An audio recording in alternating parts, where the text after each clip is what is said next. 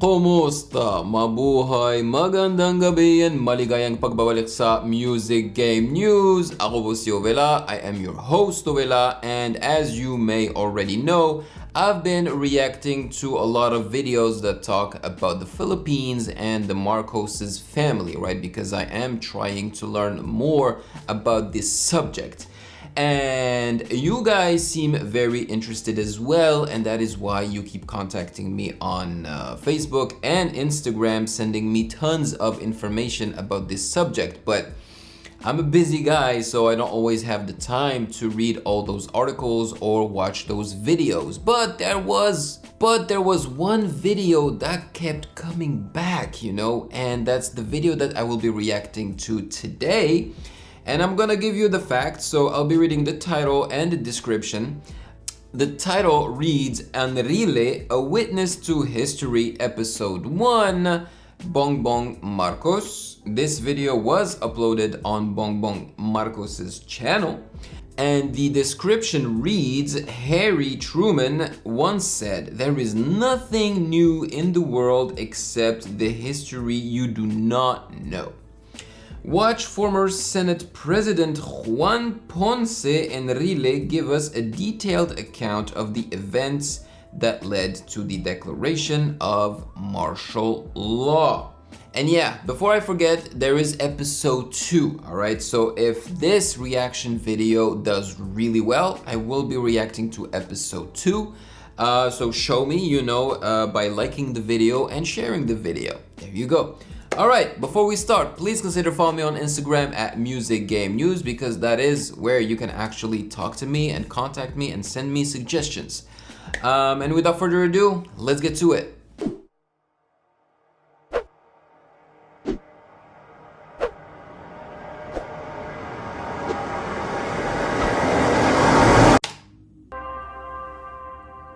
Episode 1, Martial Law. I'm 95 years old.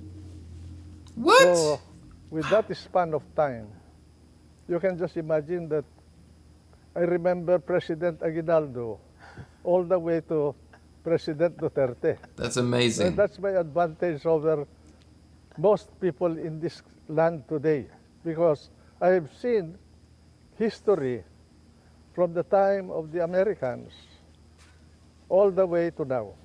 History was totally distorted to favor one group.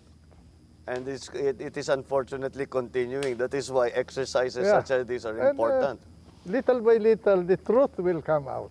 Well, fingers crossed, I'm right? glad that you have asked me to join this conversation so that at least we can somehow correct the distortions of history. I'm glad it's in English. And I'm willing to challenge anybody here in this country to debate with me about the events. Good man. We put this together really because of the mail that I have been receiving in my social media. And the millennials have a different approach, it seems, to the events of history, the history of your lifetime for that matter. And the millennials seem to want to know what it is behind the decisions that my father and the members of his government made in his time, in the time of the Marcos administrations. And so we thought the best, most authoritative person that we could find would be you, as you were not only in the middle of the action, as it were, but you were part of the decision-making process of many of the important events that occurred. During the first 3 years of martial law, you can open your window, leave your house, nobody will touch it. That's how peaceful the country was. So it wasn't the typical country Nobody will touch it? What does he mean by that? under military rule, where you had tanks in the streets and you had soldiers People were pulling free. people out of their Of course, homes. in the beginning we had curfew. Yes, but we had. Yes, I remember that. we had to give grant passes.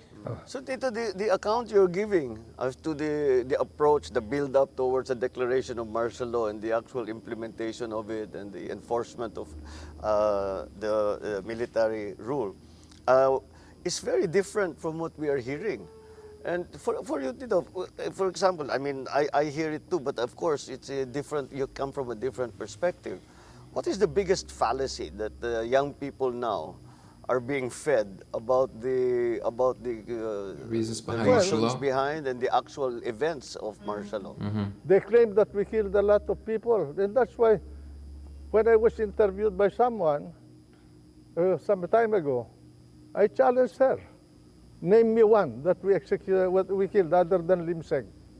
What was the accusation? Was that they summarily That we executed? had 70,000 Oh, I heard persons those numbers arrested, which was not true. Maybe if they will. Yeah, that's what they said in that video that I reacted to from ABS-CBN about Ferdinand Marcos. That was the exact number, if I'm not mistaken. Include the people who violated curfew and the jaywalkers. Maybe you can reach that number. But anyone who was People can go out at night. They can go out and fish. They can go out to farm. They can go out. They were free, in fact. Of course, if you are a member of the rebel group or a warlord or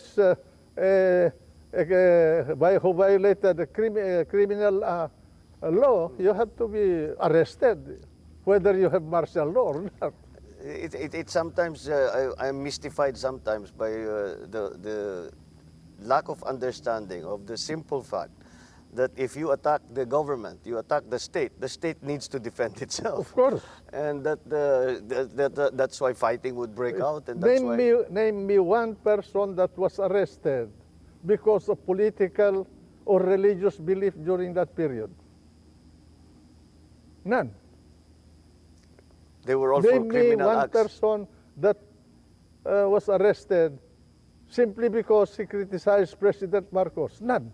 But there were a lot of critics still very, very vociferous and very Loud. speaking out against him and his administration, even during the martial law, when the country was under martial law. Jovi Salonga, for instance. Oh, he was involved in the Light the Fire movement and many others. There were very few were arrested.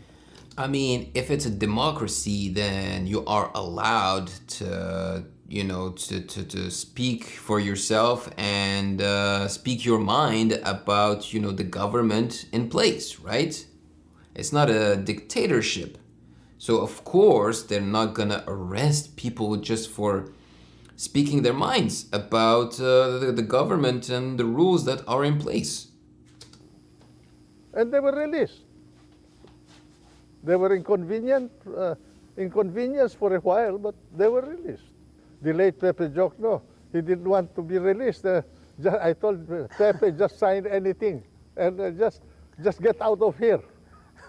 I told him. All of that seems to have been lost in the accounts that we hear now. Well, I cannot blame the so-called millennials when they were born in 1980. No? Let's say, Well, that's they a good did not know anything. They just, what they know is what they read or heard. And Yeah, of course. And they read something that was based on inaccurate facts. So apparently people have been trying to change history by spreading lies and inaccurate facts. Okay. During martial law, there were no massacres like what happened in Benjola during the supposed democratic government of Cory Aquino.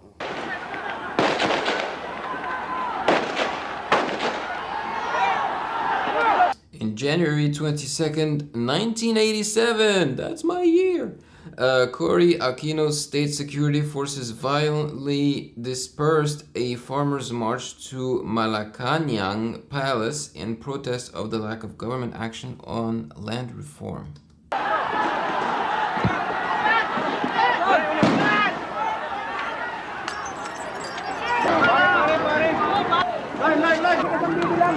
maybe you could explain to these young people the approach that you took to governance. Kasi Tito, I remember when I was young, I would listen to my father's speeches and lagi kong naririnig the phrase nation building. And I have not heard that phrase since 1986. And it does not seem to be the priority or the guiding principle in governance anymore. You mentioned about nation building, which was a battle cry of the Marcos government. That's right, Tito.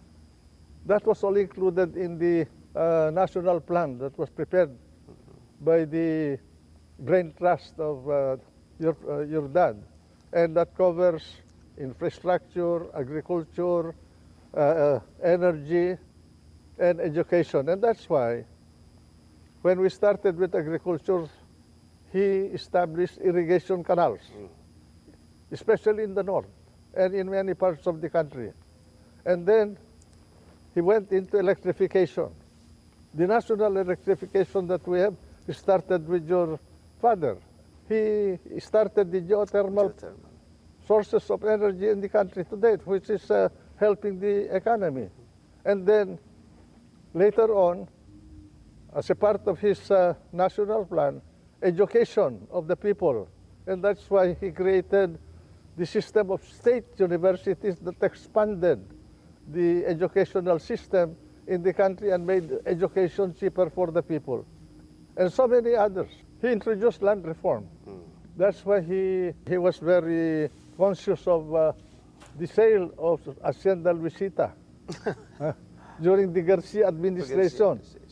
This was a part of his land reform program. Proposed the establishment of a nuclear plant, which was derailed by Cory Aquino because of their anger and revenge against the Marcos administration.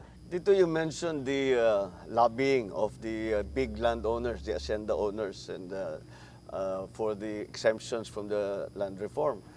But I think the term that around that time was we were beginning to hear my father speaking out against the group of oligarchs.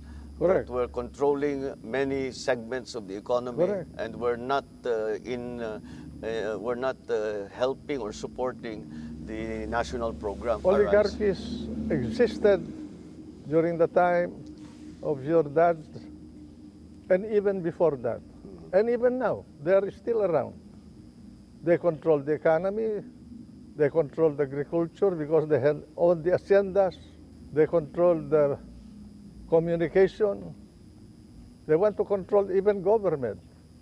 If you will remember, you have to talk to interest groups to be able to run for public office in those days. Controlled Meralco, they controlled the media, they controlled the newspapers and the radio. Then what did they control? What did the government control?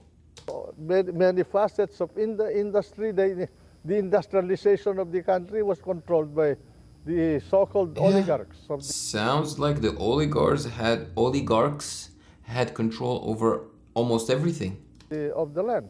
So this is one of the elements that pushed the government towards the declaration of martial law in 72. I see. Apart from the fact that indeed there was a need of it, because what was the social condition of the land at this point? We were dealing with separatism in Mindanao. We were dealing with a very strong communist party. We were dealing with the onset of drugs menace in the country. We were dealing with landlords, political warlords over the land, and the high criminality in the land. And what was our instrument? Yeah, that's what you guys were dealing with prior to President Duterte, right? So once he became president, he, I think, drastically reduced the percentage of criminality in the Philippines. Of power at that point. We had only less than 50,000 in the armed services. That included the constabulary, the army, the Air Force, the Navy, and the Coast Guard. Seriously? And our weapons were carbines and Garands of World War II vintage. World War II vintage. Against. Okay, that doesn't make any sense. If you only had that, then how come You guys are telling me that the Philippines was the second most powerful, or was it powerful or richest country in Asia after Japan? Something doesn't add up there. The Belgian Pals, the Kalashnikov or AK-47 AK-47. of our adversaries. I think nakakalimutan dito the extent of this warlordism and the size of the private armies. The size of firearms in the hands of the civilian population was much more than the capability of the No armed way. forces of the Philippines and the constabulary. That's insane. When martial law was declared, There was an we amnesty. harvested about 600,000 guns all over the country of all kinds. As opposed to our 50,000 Less than 50,000 to be exact. I think we had only about 48,000. uniformed services. Yeah. I am so impressed by Enrile's memory, man. He remembers things exactly the way they were, I guess. That people do not realize the extent of the warlordism because I don't And then think we have the modern apart equivalent. from these factors that I told you, their political organization, especially the political organization of the Communist Party of the Philippines, was extensive. They have a united front that was very strong. Until now, that united front is operating through the NDF. Oh. They covered labor, the universities, academe, farmers, fishermen, women, teachers, all over. They infiltrated even the church. And we did not only have the armed elements of the Communist Party and the separatists, we have the Christian Liberation Army. Even the church was involved. So in that time, the government assessed that the largest security problem was the communist insurgency. Correct. And that Yes. is that the martial law was really a response to that Correct, very... correct. One of the reasons why President Marcos finally declared martial law, Tell us. very few people will remember this now, was because there was already a working coalition Between who? between the Liberal Party and the New People's Army, the new Communist Party of the Philippines headed by Sison at this point. And President Marcos realized that the country was too fragile with a very limited military capability to contain the problem. But this is something new. I did not know there was a formal agreement or Yeah. So basically, he was trying to avoid a catastrophe. He foresaw something that he could avoid by starting martial law. between a political My God, party. Ninoy and- Aquino and I met in the house of Ramon Silay in Urdaneta village. He was my neighbor. Paul Aquino is still alive. He was present in that meeting. He was the one who reported to me that he had a meeting with the leadership of the Communist Party and they were discussing a coalition government. But this was together with So a coalition government between those two parties would have been a bad thing? That I don't know. the Liberal Party at the time. He was a member of the Liberal Party. But the Liberal Party hierarchy was part of this arrangement, or When President Marcos finally confronted them with information, they refused to talk to President Marcos. I didn't proclaim martial law alone. It is made to appear as if I just signed the decree and said, I impose martial law on each and every one of you. No. I asked the legislature to please pass a law proclaiming martial law because there was anarchy in the country. Now, let me say this. The opposition was strong. And they were members of the Security Council, and somehow they had adopted a resolution which required that there be a unanimous vote for the armed forces to be able to move. And therefore the armed forces was immobilized. At the same time, I asked the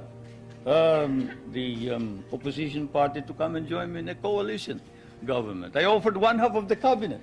And of course, they laughed at me and said, why should we join you? We're going to take over the government. By the time you are through with the exercise, you're dead. Yikes, yikes. Maybe that's the problem, right? Because they told him we're gonna take the government from you, so he started the martial law, right? So that he can keep his job. I don't know, man. This is also very confusing. Like, who can you trust? Can you trust ENRILE's words? I don't know.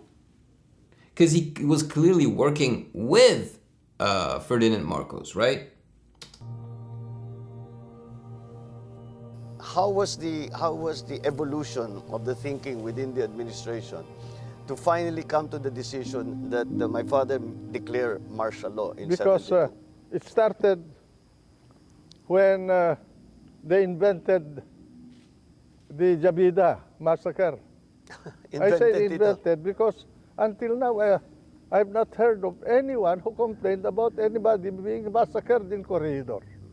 No one.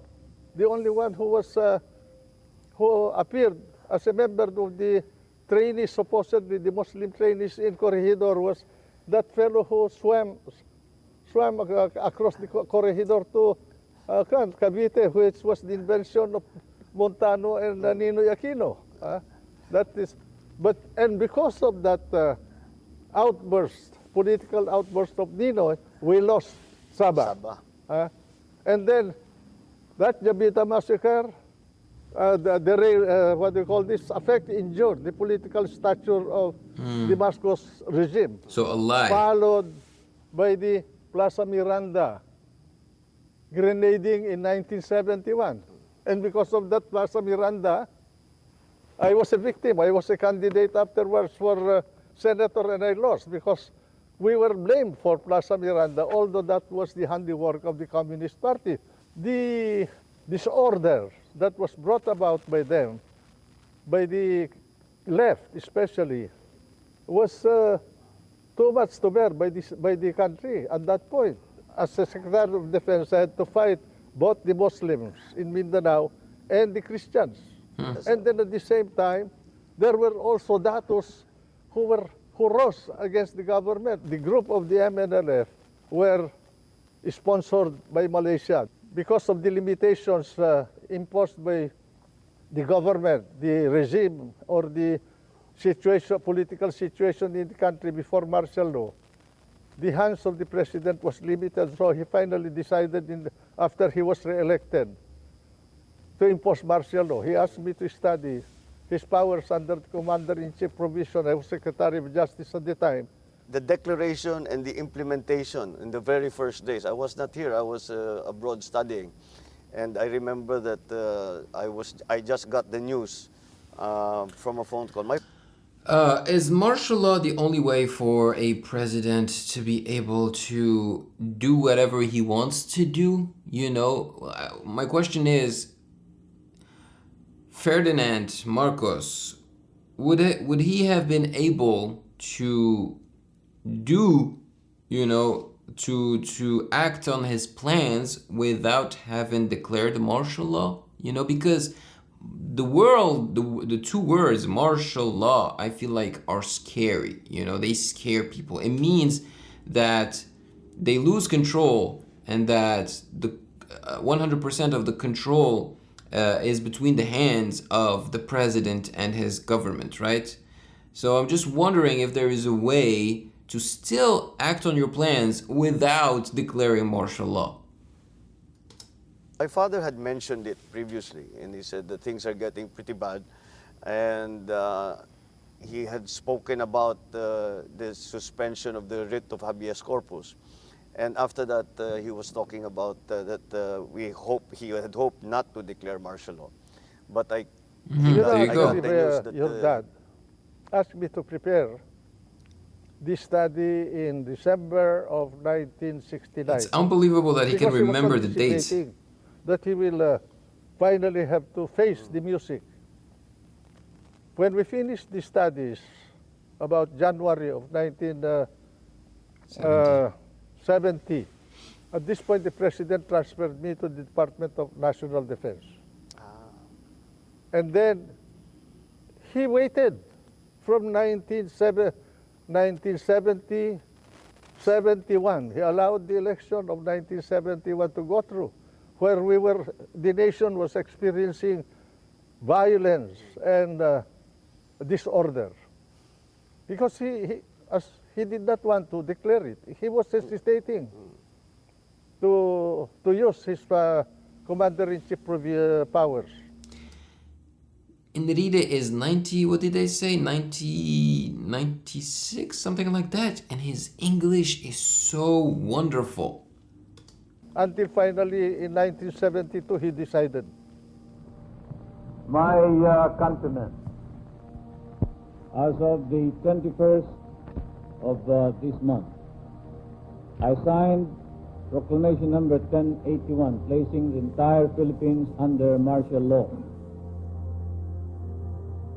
So it's not remembered very well, or it is not well documented, or it is not well disseminated about how large and how severe the problem was of the communist uprising and the well, we still see the fighting in Mindanao, but it's over a different ideology. We were able to arrest all of the leaders, including Jose Maria Sison, Juliet, the wife, and several of the leading commanders of the Communist Party, and emasculated the organization until later on, when we had, after EDSA, Cory restored the problem because he released all the leaders of the Communist Party, and then including Father Balweg of the Court. I wish